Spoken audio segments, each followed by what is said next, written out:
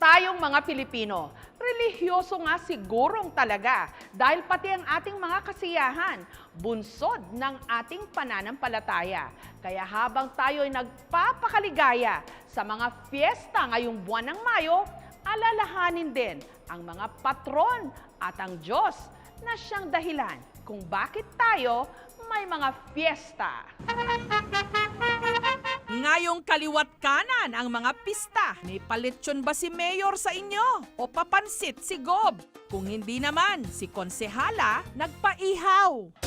Sa mga hindi maselan dyan at hindi rin madaling mapikon o hindi sensitive at maramdamin, makifiesta sa Tayabas, Quezon. Kung saan ang kanilang pangunahing handa, inihahagis ba naman sa mga bisita? Paglilinaw lang daw, hospitable sila sa lagay na yan. Ito lang daw kasi ang kanilang nakagawian sa kanilang taunang Mayohan Festival, ang Hagisan ng Suman. Ito po ay ginagawa namin bilang pasasalamat po kay San Isidro Labrador. Sa pistang ito, ipinuprosesyon ang kanilang patron pero maya-maya pa, tila dininig ang kanilang mga dalangin dahil ang mga biyaya nahulog mula sa kalangitan. Suman kayo riyan! Before pa po magka-Mayuhan Festival, ginagawa na po yung hagisan ng suman sa mga bahay-bahay. Para sa mga taga-Tayabas, simbolo raw ng pagkakadikit-dikit o pagkakaisa ng mga mamamayan. Simbolo rin ng kasaganahan. Kaya naman, inihahagis nila para i-share ang blessings.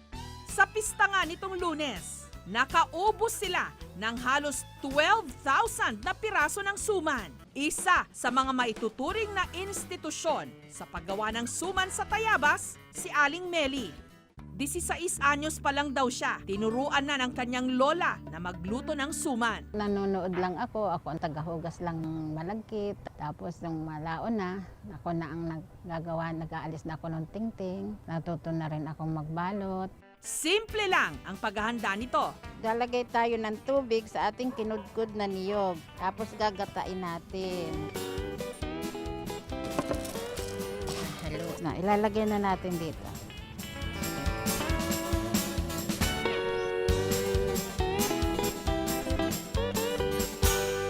Sasalang naman natin ngayon siya para maluto.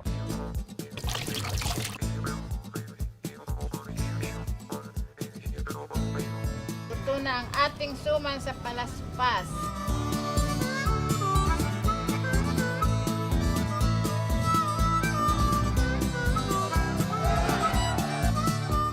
Yan ang sarap ng suman! Ang isa pang hindi mawawala sa mga pista ng Tayabas, ang kanilang putahe na nakabalot sa dahon ng saging, ang pinais.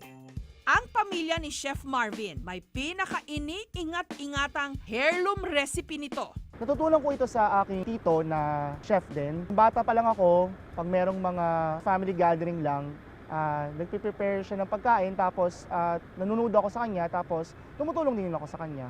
Si Chef Marvin na lang daw kasi sa kanilang buong pamilya ang nakakaalam ng tamang pagluluto nito. Ang tradisyonal na pinais, isda ang pangunahing sangkap. Pero sa recipe ni na Chef Marvin, ang kanilang ginagamit, itlog ng isda.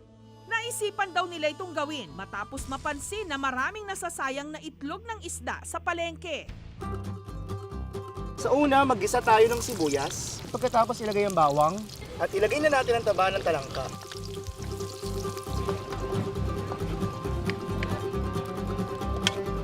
Okay, ngayon para sa ating itlog ng tuna, maglaib muna tayo ng dahon ng saging.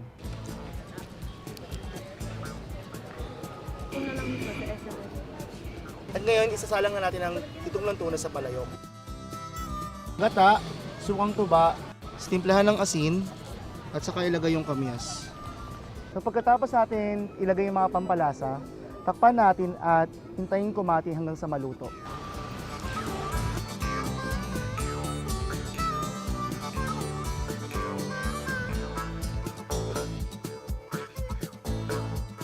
Malinamnam siya and masarap and feel na feel ko yung pagka-native nung lasa niya. Itong heirloom recipe na to, nilagyan ko siya ng sariling kong twist. Nilagyan ko siya ng mas pampalasa yung ating taba ng talangka para mas magbigay ng color saka flavor dun sa ating pinais. Mula Tayabas, lipat tayo sa isa pang bayan ng Quezon, Sariaya, kung saan meron silang kakanin na nababalot naman sa pamahiin, ang patabol. At ito ang paborito nilang ihain sa kanilang taunang Agawan Festival. Kaugalian na po ng Sarayahin na ito ay pinaka-dessert namin sa pagka may piyestahan o may patao kami dito sa bayan ng Sariaya. Tinatawag itong patabol o sinulbot sa ibang lugar. Ibig sabihin, palutang-lutang. Kapag naluto kasi ito, ang malagkit na bigas, lumulutang o sumusulbot sa salitang Sariyaya. Bukod sa masarap, tsak daw na titiba-tiba ang kakain nito dahil mabigat sa tiyan. Pero hindi katulad ng ingay at saya sa pista. Ang paghahanda sa patabol, kailangang taimtim at tahimik. Shhh! Bawal daw ang madaldal. Naniniwala kasi sila na hindi mape-perfect ang hugis ng kakanin kapag maingay. Mas madali rin daw itong masira. Sa paggawa ng patabol, sanib puwersa ang mga lalaki at babae. Kanya-kanya ng toka. Ang mga lalaki, tigahalo ng mga sangkap. Ang mga babae naman, ang tagahulma. Tayo po ay magagata ng niyog. Ito po ay ating isasalin sa tinunaw naming sangkaka. Habang tayo po ay nagiintay ng lumapot ang pulot, ay tayo po ay manggagawa ng bilog-bilog na gagawin na po nating patabol. Nakulo na po ang ating pulot, ngayon po ay ihuhulog na natin ang ating patabol.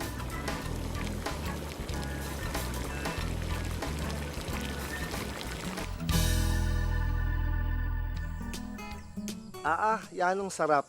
Mula Quezon, dayo naman tayo dun sa amin sa La Union, sa bayan ng Pugo. Sa sobrang sarap daw ng kanilang putahe, ginawan nila ito ng sariling pista. Ito ang Tinungbong Festival na isinasagawa tuwing Enero. Ang tinungbo, pamamaraan ng pagluluto gamit ang kawayan. Nagsimula raw ito sa mga ninuno nilang magsasaka. Mga ninuno namin noon, kung nandun sa bundok, yun ang pinaglulutan kasi walang mga kasirola. At ang pinakakilalang tigaluto nito, si Edwin. Sa araw na ito, magluluto si Edwin ng tinungbong na sinigang na palaka.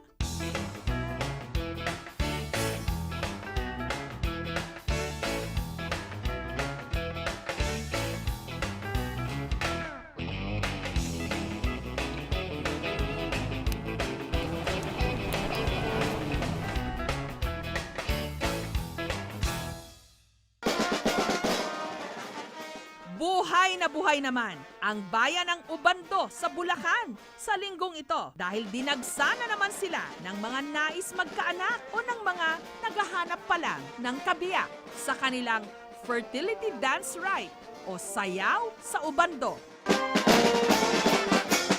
Nitong Biyernes, ipinarada ang isa sa kanilang mga patron, si Nuestra Señora de Salambao, patron ng mga mangingisda na natagpuan sa kanilang ilog taong 1973. At dahil sa ilog natagpuan ang kanilang patron, ang handa nila tuwing fiesta, samut-saring mga lamang dagat. Pero ang talaga raw dinarayo ng mga nakikipista, ang kanilang relyenong alimasag.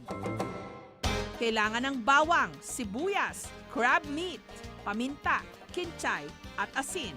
Ngayon, igigisa natin, una muna mantika, sibuyas, bawang, yung ating hipon, tapos ilalagay na natin yung ating crab meat. Iluluto ng 10 minutes. After 10 minutes, lagay na natin ang kinchay, yung ginayat na carrots, paminta. After po ng 3 minutes, okay na to. Pwede na po siyang ipalaman doon sa talukap ng alimango.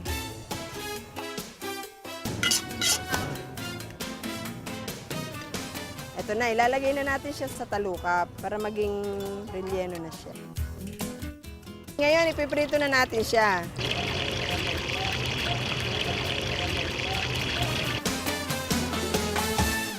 Minsan lang sa isang buong taon kung ipagdiwang. Kaya naman, bonggang-bongga. Huwag lang po sanang kakalimutan ang dahilan kung bakit may pagdiriwang para magpasalamat sa masaganang ani. Thank you for watching, mga kapuso. Kung nagustuhan niyo po ang videong ito, subscribe na sa GMA Public Affairs YouTube channel. And don't forget to hit the bell button for our latest updates.